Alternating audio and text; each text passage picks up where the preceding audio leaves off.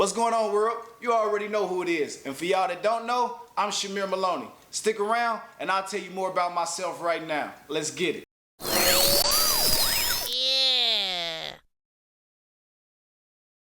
All right, who are you? Where are you from? My name is Shamir Maloney. I'm originally from Cincinnati, Ohio, but I also been around, Milwaukee, and I've been in the Phoenix area for like the last 12 years now. Shoot, yeah. Okay, and what are you doing?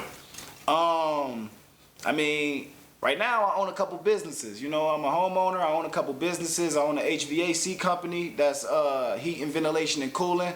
We're state licensed. We're bonded. We got a $3 million insurance policy. We got the commercial auto, a couple employees under us right now. And then we also got the media company that I do. So that's So What I'm Living Productions, which we live on the set right now, baby. And can you tell us about the new music video you just released? So the new music video that we just released is called We Won't Stop. It's myself featuring the homeboy Ashy Knuckles. Shout out my boy Ashy Knuckles over there at Slaps and Raps. I'm gonna turn this into a little infomercial, man. If y'all need any, printing anything like that, man, check out Slaps and Raps on Instagram and all that. But far as the video go, that song I actually recorded, I want to say almost 18 months ago, right? And it was just a practice song because we spent about, we revamped the studio. So where we sit now was the original studio with this original setup right here. And about, I want to say during, 2020, during all that time when everything shut down, what we ended up doing was converting part of the garage into a whole nother studio. And at the time that we converted that garage into the studio, we built the wall, we insulated it, we put the best equipment in there, we got the Studio Max, we got all that stuff. We spent about 50 bands. But any audio engineer, video engineer, anybody that does something like that, when you upgrade your equipment, you go through these system things, you gotta go through a time of learning this stuff, right? You gotta learn not only the new equipment, but how the new equipment works in conjunction with the other things that you already have, right?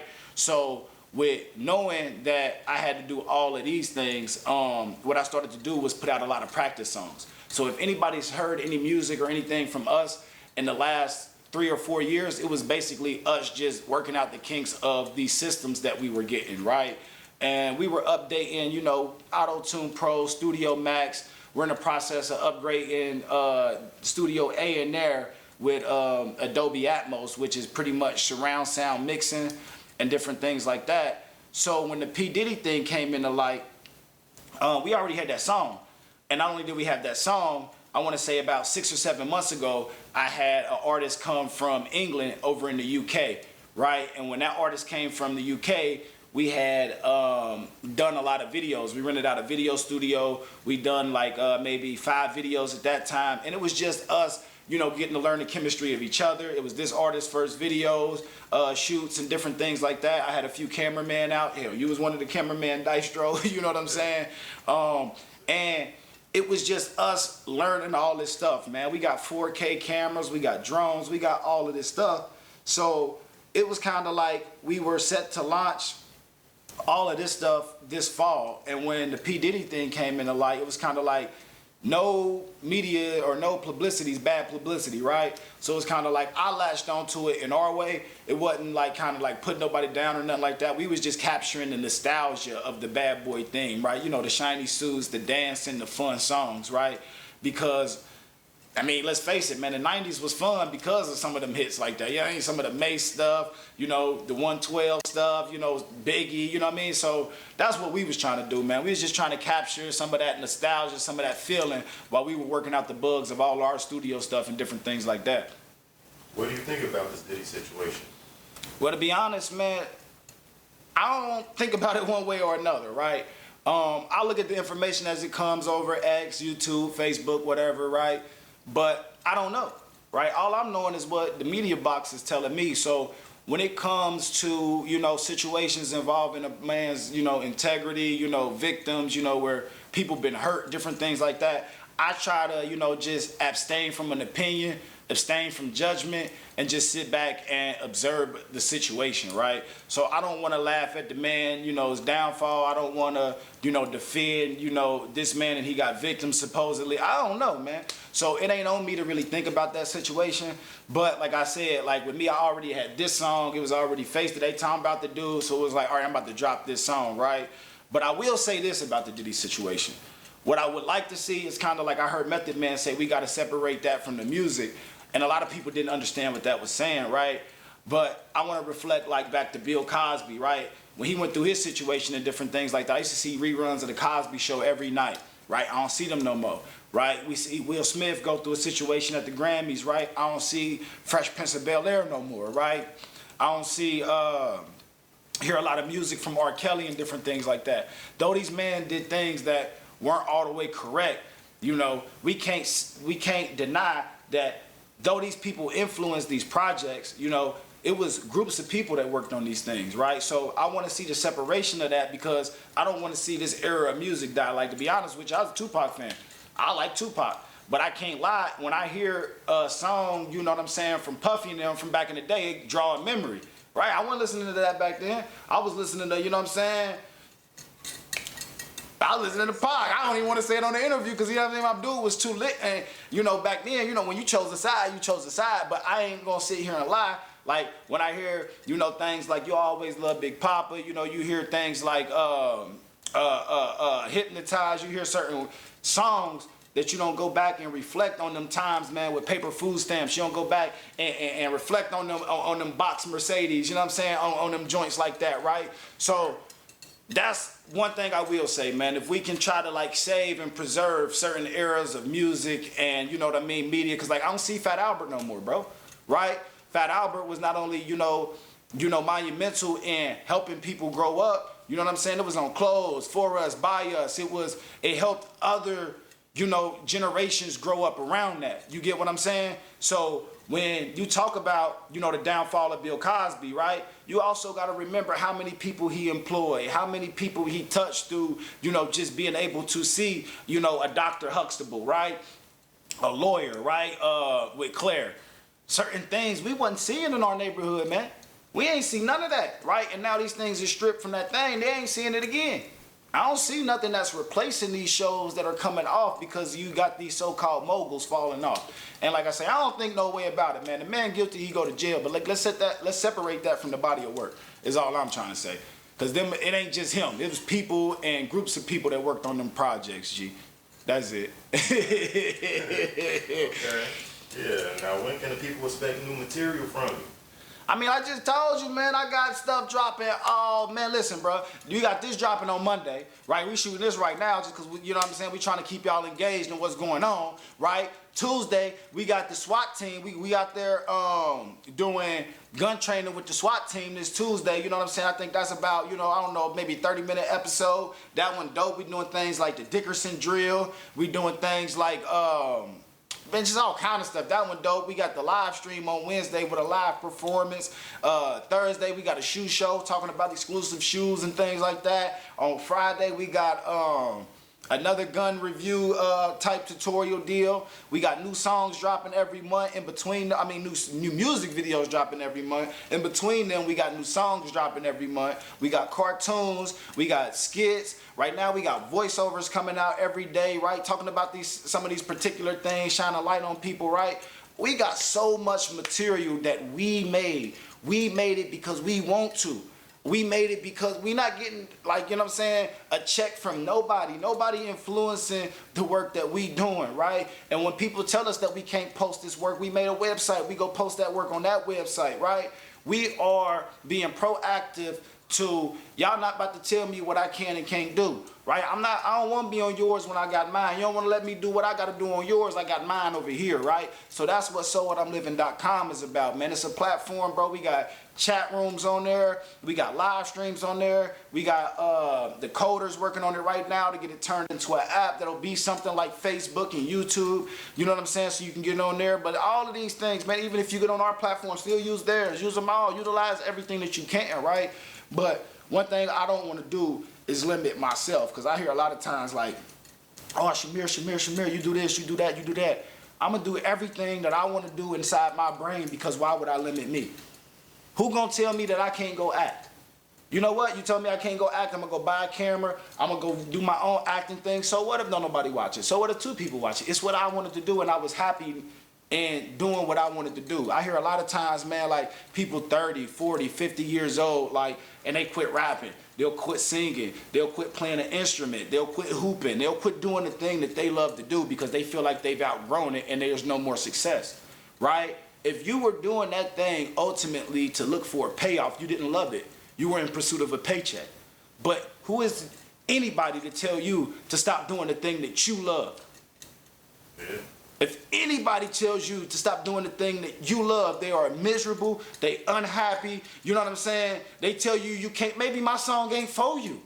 Maybe my modeling ain't for you. Maybe my cooking ain't for you. Maybe whatever it is ain't for you, but who is you to tell me what make me happy in my life? Because you want to be 60 years old and said, man, I should have did that thing. I should have tried that thing. Who want to be 70 years old and be like, man, I could have been greater than him? How many people we know, man, like, boy, I knew that was colder than Mike. I knew somebody colder than LeBron. I knew somebody who, how many people know people like that? Boy, that boy went upstate. That boy did XYZ, right? There is not a limit on greatness, my dude. You get what I'm saying? Right. But what people are looking for is the payout from somebody else. You get what I mean? Even with all these videos right now, nobody at home watch none of my videos, bro. I can sit back with my grandbabies, bro, and say, bro, I made this. You get what I'm saying? That's why a lot of stuff, bro, I started to delete, take down, change, because it was like, bro, this, my autobiography that I get to give to the world to say, I did this. The internet forever, homie. The internet don't go away. You get what I'm saying? Y'all don't hear, you know, you see people twerking, they bouncing that thing, they showing their guns, they showing whatever, right? But I'm putting together a thought that's inside my mind and making it something that you can see, you can feel, and you can touch. You see what I'm saying? That right there is timeless, man. Ain't nobody gonna tell me that I gotta stop taking an idea and making it something that you can see, that you can feel, and that you can touch. You get what I'm saying? Yeah. My bad, bro. I be going there about this, bro. Cause like, man, people letting their dream die. And without a dream, bro, you dead, bro. You know what I'm saying? That's real. It's real. Got some new material. Got a lot of new material coming out. Now, what should the people know about the content you're dropping? Just what I said, man. It's like, I'm a contractor, man. So regardless to what, man, I'm gonna get up and I'm gonna earn my daily bread regardless. Like, you get what I mean? I understand that, right? There's things in this world that we gotta do, and there's things in this world that we wanna do, right? So what people need to understand about me first and foremost is that I work 6 months, 7 months out the year. For that other 5 months, right? This is what I'm doing. I'm creating content. And before, like, I always wanted to give people a platform, and I always wanted people, you know, to be able to shine and be like, man, you know what, you don't need all that, let's just go do this over here. But at this point in my life, I really feel like I learned all of this so I can start giving not only people a platform, but a platform that counterbalances what we get, right? Because I make this because I don't watch Tyler Perry. Tyler Perry, I love you, man. You a good dude. I learned a lot from, you know, you growing from the plays and all that things, but like certain things that he represents and that he shows reflective through his writing don't represent and intrigue me, so I'm automatically disconnected from what he's presenting to me. You see what I'm saying? And instead of me complaining, talking about, oh man, they over there watching that Tyler Perry, man, Tyler, man, get your money. I'm gonna go over here and make, you know what I'm saying, what I'm doing. You get what I mean? Everybody don't need to see, you know, people in crime shows, right? I like 50, I watch Power, I do these things, you know what I'm saying? It's entertaining. But at that same time, everybody doesn't, you know, relate to crime and violence and certain things, right? I'm more of the hey, did you know guy, right? I'm more of the, hey man, let's learn and let's, you know, do this type of guy, right? I'm more of the, hey, let's laugh and make something funny type of guy. Now, don't get me wrong. I'm not opposed to a good action. I'm not opposed to a good drama, right? But I'm more of a, hey man, we can do all that. You get what I mean? So when it comes down to my style and while I'm doing what I'm doing, it's just because, you know, National Geographic always gonna be National Geographic until So What I'm Living comes. You know, discovery always gonna be discovery till so what I'm living comes. Stars always gonna be stars till so what I'm living comes. Somebody gotta rock the cradle and say, hey man, this is what I wanna do. You get what I mean? And if you look at, this is why I say, like, even with Tyler Perry, right? And this is what I want people to know about mine. When you look at my content, you'll notice that it's high quality content. But you'll also notice that it's not perfect, right? And I learned this from Tyler Perry. I would see people's wigs jacked up, scenes messed up a little bit, but it wasn't the point.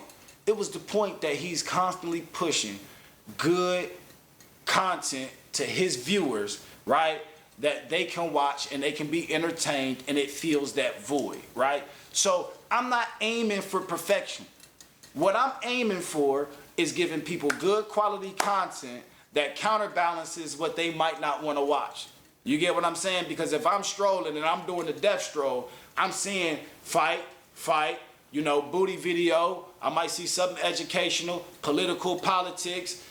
Man, I'm just trying to put something out there that counterbalance. You might see mine and it might be, hey, did you know that this movie was made like this? You might see this and hey, be like, hey, did you know that this artist did this? You might see mine and be like, hey, man, you know that you make this like this. This how you do the green screen effect. You might see mine is, you know, see some music on there, right? But the music ain't gonna be talking about murder, death, kill, right? You might hear some of that in that because that's the world that we live in. It ain't even the fact of the ghetto no more, bro. Like, people getting killed in the suburbs. America, man, ain't the same America that me and you grew up in, just like it wasn't the same America that our parents and our grandparents grew up in, right?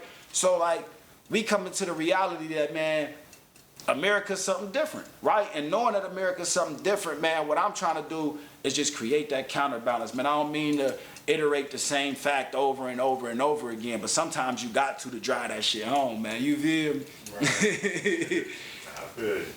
Now, why did you choose your real name as your stage name? Man, so check this out, man. Shamir Maloney, man, that's my name, right? That's my real live government name. You look me up, that's what you're gonna find. You can Google it. Anything that I'm telling you, Google about me, these facts. All facts, no, I have no reason to lie to you, right? But when I was growing up, my name was Dreams. Everybody called me to this day, man. Some people still call me Dreams. Like, be like, bro, Dreams. I be like, what's up, bro? You know what I'm saying? But there was two things that I really, that drove it where I was like, man, don't call me that no more, right? Well, the first one was, show that right there, you know what I'm saying? The singer dude came out, you know, the American Dream, right? And, you know, already being light-skinned, he's singing, it just caused a little bit of trouble with me because I was like, you know, I could kind of tussle a little bit. I wasn't saying I was a fighter, but I could kind of tussle a little bit, and I don't like when people joke with me back then. I wasn't one of the ones that liked the jokes, right? Don't go old joke with old Mary, you know what I'm saying? I got something for you. Nah, but no, real talk, but... And then when I went to prison, so a lot of people don't know, man, when I was 18, like a month after I was 18, I started to go to jail a lot, right? And when I say a lot, I went to jail when I was 18. Man, it was just a lot, man. So when I first went to prison, you know, it was a lot of people in there that knew me from the neighborhood, and it was like, Dreams, you know what I'm saying? And I'm looking like, nigga, don't call me that in here, nigga. You know what I'm saying? And when it was instantly right there that I knew that, man, I don't want to be called Dreams, bro. Just call me Shamir. Like, right, the fact that, you know what I mean, I feel uncomfortable with what you calling me in any situation, you know what I'm saying? I just like, bro, just call me Shamir. And then from there, I had got the nickname Mere Money. You feel me? A lot of people think that it got to do with money. Has nothing to do with money, right? When I was in prison, I worked out a lot. And you know what I'm saying? I would always be on the yard. And one thing you can say, man, about me is like, man, I'm not about to let no man outwork me. If you outwork me, bro, you done got up, you know, 3 weeks from Sunday and started to outwork me, bro. Like, and I promise you, I'm gonna wake up 4 weeks from Sunday the next month. You're not gonna get me.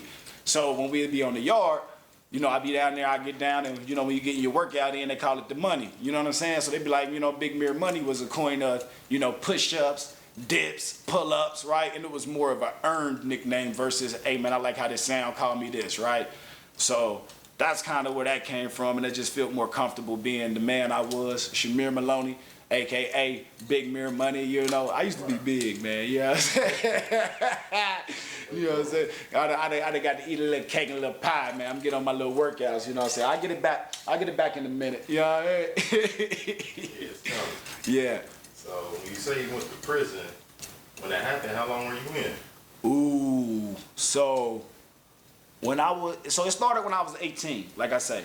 So when I was 18, I had got locked up for the first time. I was in there for 3 months.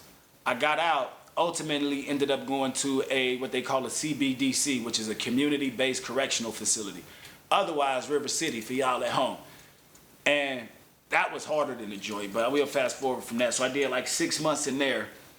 Well, I did 4.5 months in there, and then I had did another 4.5 months before I went there that they didn't count. So that was like 9 months.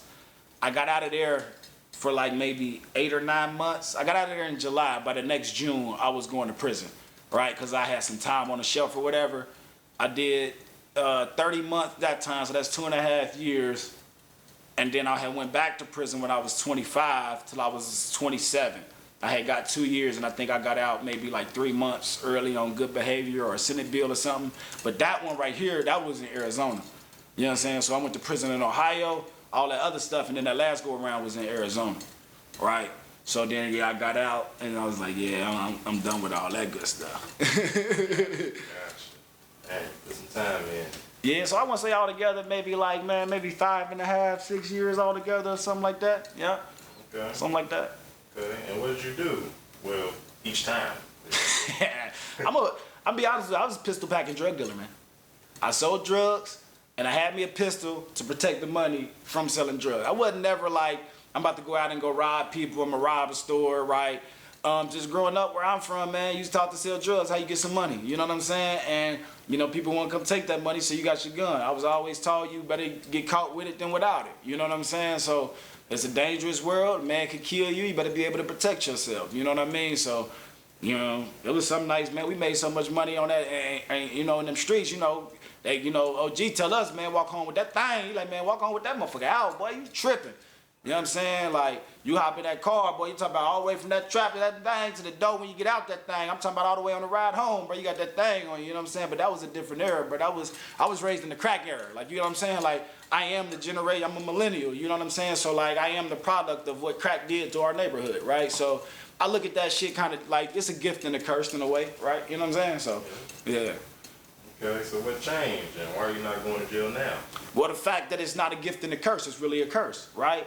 So when you grow up like I grew up, no, I don't know who my real dad is, right? My mom got 5 different kids, with her having the 5 different kids, like we all got different, you know, dads. So it was kind of like survival of the fittest. You know, I had my first job when I was 13. You know, actually I was working before I ever sold drugs. You know what I mean? It's just when you, at that time, me growing up, you got to think, I turned 11 when the towers fell, right? And me knowing economics and different things now, I realized that my teenage years was one of the greatest recessions that we ever had since the 70s, right? So it was no jobs for us to get. People were on the verge of losing their homes. Banks were collapsing, right? I didn't know this at the time. It's just like when you go get a job, everybody's telling you no, right? And when you finally do get that job, you know, it'll last 6 months, 4 months, whatever. So I started selling weed. I started selling weed maybe when I was like 14. Me and my homie Dre, like, you know what I'm saying? I ain't gonna say his whole name, but me and my homie, man, we started going to grab some little weed packs and we started flipping those. And, you know what I mean? There's a song by Styles P. You know, one of my favorite artists. Styles P, he got a song called Gangsta and the Gentleman. And in the song, he said, it's right around the time when crack came out. It was the best thing that happened to me. I swear to God, because I was getting everything that I was asking about. And that's exactly how I felt. It was like, once we started to do this, it was no more, hey, Mom, I need these shoes, I need these shoes, I need these shoes, and we don't get them, right? It wasn't no more walking around with holes in our clothes and we wearing the same T-shirt for a week and different things like that. It was, you know what I'm saying? Hey, I'm about to go buy me some shoes, bro. You want something? Like, hey, bro, you want something to eat? Like, it was a blessing to us, right? Which was the gift. But the last go around when I went to prison in Arizona, the difference between prison in Arizona and prison in Ohio is you can still go to college in prison in Arizona, like a real college, not prison college, right? So when I went to this college, I got a business degree. And when I got that business degree, I learned things, I learned like about credit. I learned about equity. I learned about, you know, FHA loans. I learned about, you know, all these things, man. And what, like, as I was getting this business degree in this school, I cried. You know what I mean? Like real tears. Like I ain't even telling you like, nah, like tears came out my eyes because the frustration that I've been lied to, right?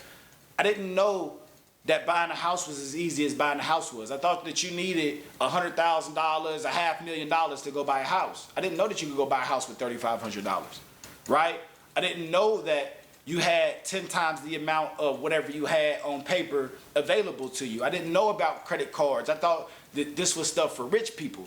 I didn't know how to establish credit because nobody in my neighborhood was taught financial literacy, right? So when they call, what they call prison? They call prison, what they call it? Not the institution, but they call it, it's like corrective thinking, man. What they call it? The House of Corrections, right?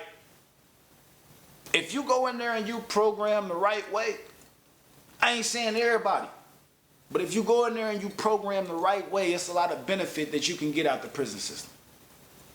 I personally took the prison system for $100,000 in education. I left with a associates in business. I left with associates in general tech studies. I left with my tech license in the HVAC. I got out, got a job doing the HVACs, doing the ACs. I proceeded to do it. 5 years later, I got my own company. I'm a contractor, right? So, for instance, like being a contractor, you can make upwards of, $5, $10, $15, $20, $30,000 a day. You never even see the money. A day. That's not I'm talking about a day, one job, right? Why would you ever risk that, you know what I'm saying, messing around, right? But not only just risk that messing around, it's just the only reason I ever did that was to get something to eat. Only reason I ever did that was because it was taught to me and it was learned behavior that this is what my people do, right? And even the last go around, I told the judge that. It was like, bro, what do you want? This is what I learned. I mean, you got dispensaries on every corner. I ain't did nothing but sell some weed. I didn't think I was wrong, right? And knowing that, I feel like she put me somewhere where I could learn something. You see what I'm saying? But it was on me to take it upon myself to do what I had to do. And this was almost, I want to say I got released 2017. Here we are, like, fast forward almost 7 years, you know what I mean? I got a house, I got 2 companies. I live in a whole different manner, and these things I try to teach other people. You know what I'm saying? So that's what changed, big dog. Yeah. I had to learn how to when I learned how to read, I really got some money. You feel me? So how did you end up in Phoenix from Cincinnati? Drugs? Nah, originally I came down here, man, for weed. I used to send a bunch of weed back and forth from here in Cincinnati. And that's why I went to jail. Ultimately, I had possession of large amounts of marijuana, possession with the intention to traffic, and then I had prohibited possession of a firearm because I was a felon, right? And yeah, that's why I ended up going to jail out here. But since then, I've had my record expunged. So I no longer have felonies in Ohio. I've got my rights back in Ohio and Arizona. I am now licensed to carry a firearm legally. And I am back being a regular citizen. I didn't even vote. I can vote if I want to. Yeah, I can vote. Yeah, all that. Got the gun on me right now. That's good. What do you think about this election? My name Bennett, and I ain't in it. You know what I'm saying? This is the one thing I'm gonna tell y'all about elections, man. Everybody lying. Everybody lying. Everybody lying. Everybody lying. You know what I'm saying? And what that boy Denzel say on training day, it ain't about what you know, it's what you can prove, right? And that's all they doing, right? I care more about them people down there in that hurricane in this election. And I'm gonna take this time in my interview to say, man, if y'all down there, man, go down there and help them people, man. I'm, halfway down here, ain't too much I can do, right? But if y'all need anything far as like, some video services or something like that, y'all can reach out to Shamir Maloney at sowhatimliving.com. That's the email address. That's Shamir Maloney at sowhatimliving.com. And let me know, man. I can help y'all with, signage, logos, different things like that. But that hurricane and tore them people up in North Carolina, South Carolina, Georgia, Florida, Tennessee, and I think Florida's set to see another hurricane. So I don't really care about the election, bro. I don't care about the dude. I don't care about the chick. I don't care about the I don't care about the election, man. Because to be honest with you, bro, I don't feel like it make no difference. And if somebody want to debate me on why voting makes a difference, I'm happy to do it at any time. But we going to schedule it live. We'll have a live debate about why voting really don't make a difference. All right? Y'all have a wonderful evening. But yeah, man, I gotta get out of here, man. We done or what? Yes, That's all you got right now? All right, man. got. So look, I'm about to give y'all another drop. I apologize, I gotta bounce, but I'll come back for another interview again. I mean, trust me, it's mine. But nah, really. My name is Shamir Maloney. I'm the owner of So What I'm Living Productions, right? And what we strive to do at So What I'm Living Productions is make, you know, content that is reflective of things that we represent, right? And it ain't always gonna be things that you agree with. We don't agree with everything out there, right? But what we do is respect it, right? What we do. I said do. Right? But what I will do is respect everything out there, right? I give everybody, you know, their respect to whatever they want. It's So What I'm Living for a reason. So what? Live the way that you want to. You know, just treat everybody with dignity and respect is all I ask. So, you know, with that being said, check for some of this new stuff. The video is called We Won't Stop. We got, you know, the gun thing. The channel is So What I'm Living Productions. We got the Instagram. We got the Twitch. The website is sowhatimliving.com. We got the web store. I mean, we out here, man.